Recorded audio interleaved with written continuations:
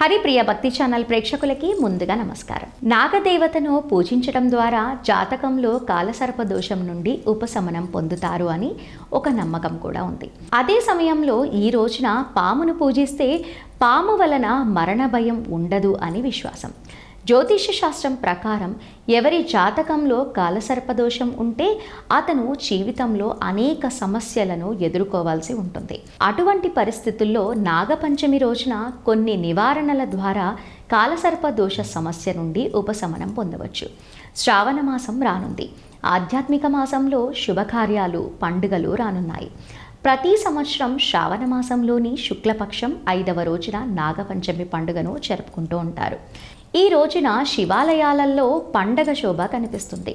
నాగపంచమి రోజున ఆచారాల ప్రకారం నాగదేవతను పూజించి పాలను సమర్పిస్తారు.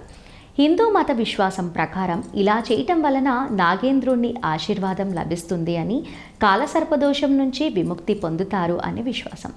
నాగదేవతను పూజించడం ద్వారా జాతకంలో కాలసర్పదోషం నుండి ఉపశమనం పొందుతారు అని ఒక నమ్మకం కూడా ఉంది. అదే సమయంలో ఈ రోజున పామును పూజిస్తే పాము వలన మరణ భయం ఉండదు అని కూడా విశ్వాసం. జ్యోతిష్య శాస్త్ర ప్రకారం ఎవ్వరి జాతకంలో కాలసర్పదోషం ఉంటే అతను జీవితంలో అనేక సమస్యలను ఎదుర్కోవాల్సి ఉంటుంది. అటువంటి పరిస్థితుల్లో నాగపంచమి రోజున కొన్ని నివారణల ద్వారా కాలసర్పదోష సమస్య నుండి ఉపశమనం పొందవచ్చు. 2024లో నాగపంచమి ఎప్పుడు? నాగపంచమి రోజున నాగేంద్రుడికి అంకితమైన రోజు కనుక ఈ రోజున ప్రజలు సర్పానికి పాలు సమర్పించి పూజిస్తారు. హిందూ క్యాలెండర్ ప్రకారం ప్రతి సంవత్సరం శ్రావణ మాసంలోని శుక్లపక్షంలోని 5వ రోజున నాగపంచమిని జరుపుకుంటూ ఉంటారు. ఈ సంవత్సరం నాగపంచమి పండుగ శుక్రవారం 9న ఆగస్టు 2024 రోజున వస్తుంది. నాగపంచమి ప్రాముఖ్యత, నాగపంచమికి సంబంధించి అనేక పురాణ కథలు, నమ్మకాలు ప్రబలంగా ఉన్నాయి. హిందూ మతంలో చెట్లు, మొక్కలు, జంతువులు, పక్షులను దేవుళ్ల వల్లే పూజిస్తూ ఉంటారు. అదే సమయంలో పాములు భూమికి రక్షకులుగా పురాణ కథ. పాములు పంటలకు హాని కలిగించే కీటకాలు, తెగుళ్లను నియంత్రించడంలో ముఖ్యమైన పాత్ర పోషిస్తాయి.